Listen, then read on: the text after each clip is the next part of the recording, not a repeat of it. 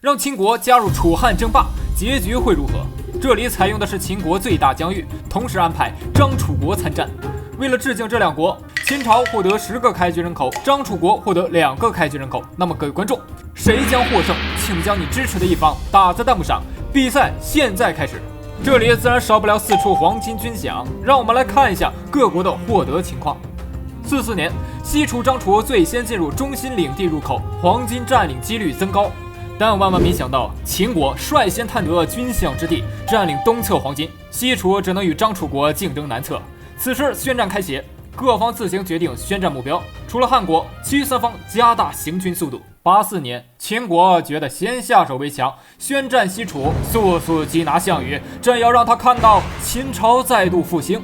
此时，西楚军正在摸索第2处军饷，他们来到中心，认为这里的秦军必定知情，兄弟们活捉秦军，霸王要得知情报。结果一个都没留下呀，血气方刚，停不住手啊！但是看也看出来，中心区域没有黄金，秦军和西楚军都落空了。97年，秦国夺下坝子地带，你不是西楚霸王吗？擒贼先擒字儿，直击要害，封杀敏感词儿。两方开始较劲。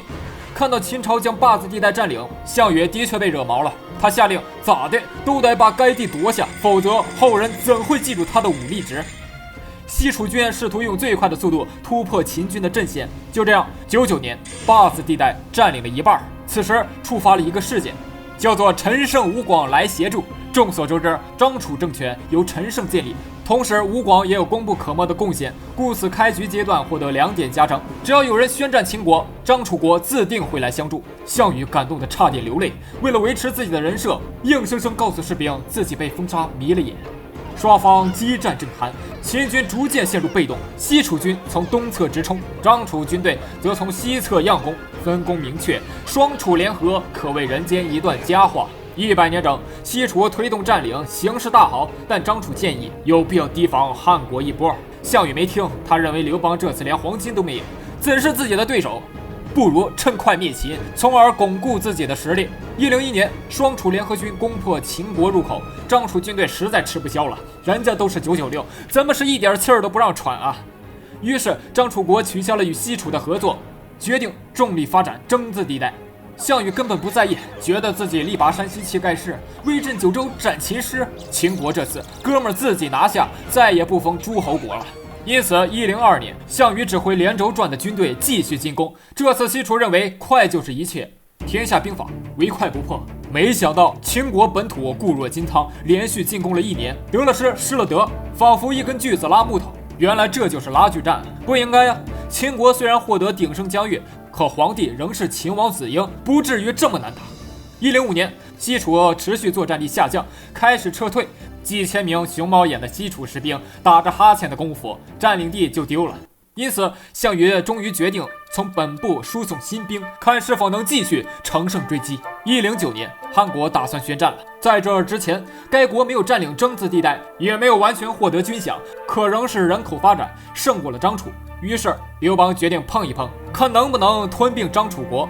自从上次结束与西楚的联合作战后，张楚国原本决定火力发育，但没想到该国从上到下一连歇淡了多年。这次虽然自信的上了，但兵力与敌人完全是天差地别。汉军这几年在这憋着训练，职业化方面更为突出，这让农民组成的张楚国怎么打？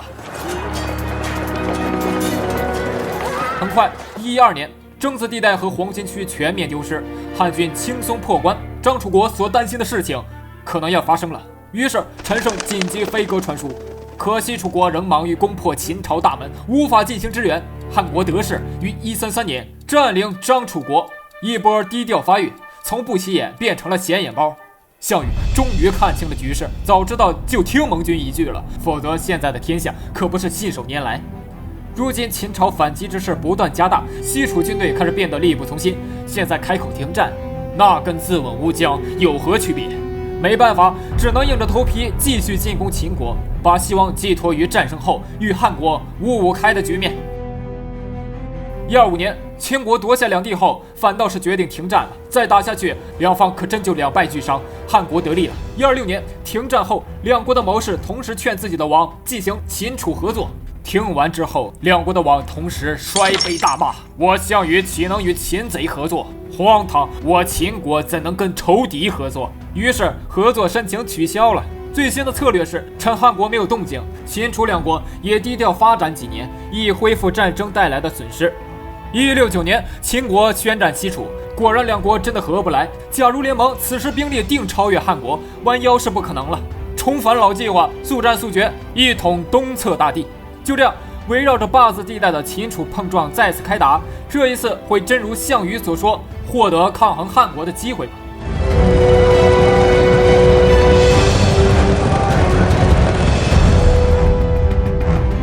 ？1788年，西楚本土就这样没了。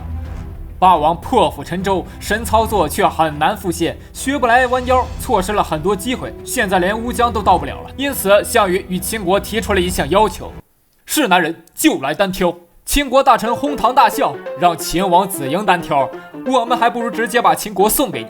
我同意，这就同意了。生当作人杰，死亦为鬼雄。朕统六国，天下归一。等一下，这句不是子婴说的吧？秦王嬴政附体，奥义。秦王绕柱。184年，项羽战败，西楚淘汰，秦王松了一口气。汉国既然没有趁机发动战争，那就别怪我再发育几年。秉承恢复秦朝鼎盛的大志，秦王子婴开始务正业了，政治才干拉高，魅力拉高，赵高拉出去斩了。195年，最终对决由汉朝发动，谁将获得胜利？让我们进入终局一战。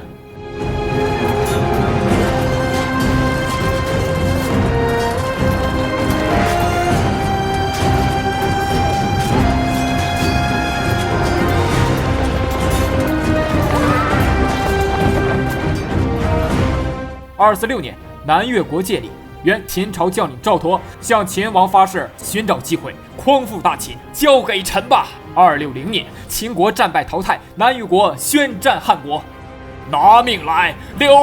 262年，南越国战败，因此恭喜汉国成功获得本期比赛的冠军。